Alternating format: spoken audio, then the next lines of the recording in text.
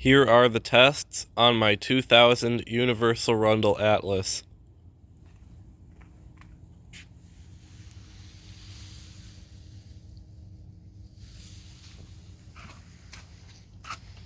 This one is actually different than my 1996 Universal-Rundle Atlas. Get a good look at the trapway there, and now I'm going to cut to the other one. Can you see the difference there? This trapway is not the same. So what that means is that these are two different toilets. I wouldn't say that they are different generations or different models, because literally all that's different is that one part of the trapway. But that does mean that one can perform better than the other, which is why I'm testing them both. So it is set to the water line on the original flush valve and using a Hoover line flapper. So let's give this a flush and see how it does on tests.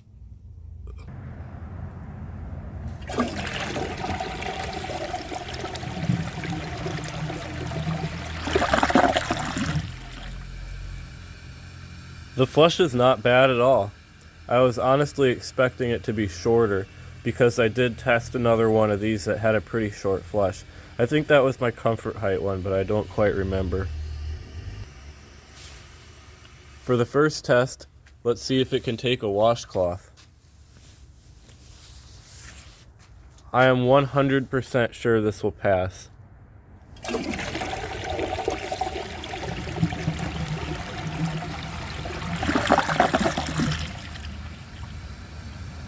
It did perfectly. Now, let's see if it can take a grocery bag.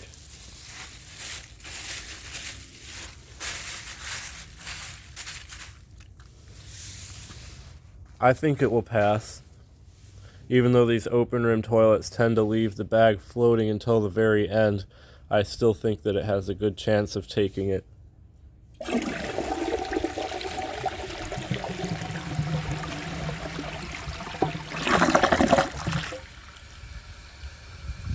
That did awesome.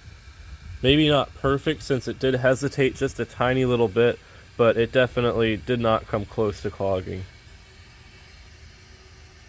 Now, let's see if it can take the washcloth and the grocery bag together.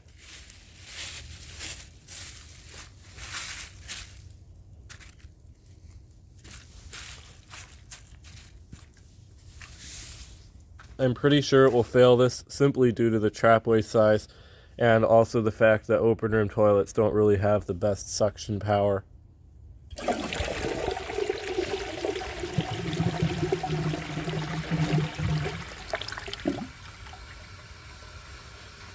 I think I'll blame that one on the trapway size, honestly. It's really not a big issue if it doesn't pass this. It's a pretty big test, but I have seen some low consumption toilets take it.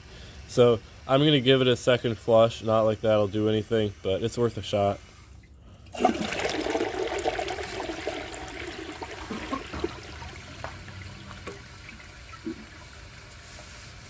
Yeah, I don't think that's going to go anywhere.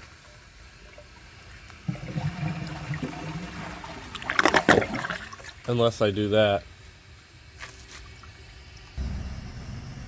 Now, let's see if it can take a dish towel.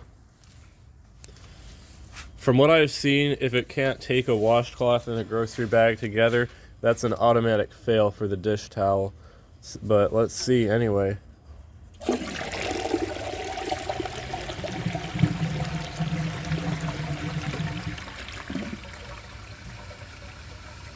It didn't even move, barely.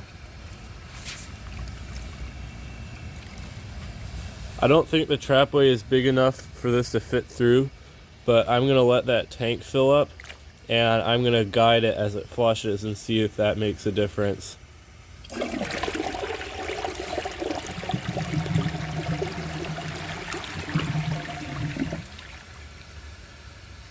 Nope, it's just simply too big for the trapway.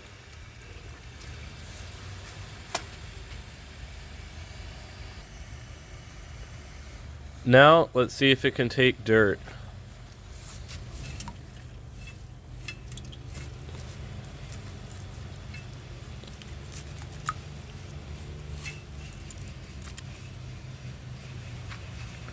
Honestly, I think it'll do pretty well.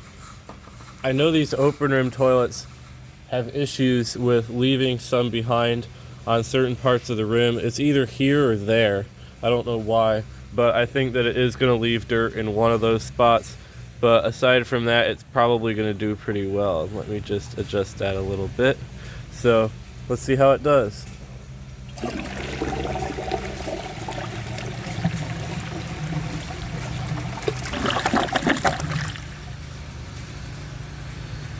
So as you can see, it definitely has some issues, and I don't know why that guy decided it was time to do yard work right now.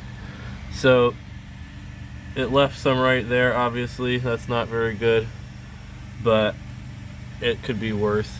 This is probably some of the best bowl rinse I've seen from an open rim toilet. The bowl clearance is not great either, but it beats some. And I don't know what my phone is doing right now. It's lagging. So overall, I'd say that the flush could use a little improvement. A simple adjustment to the water level would probably do the trick. So I'm going to give this another flush and see if it can take the rest of that.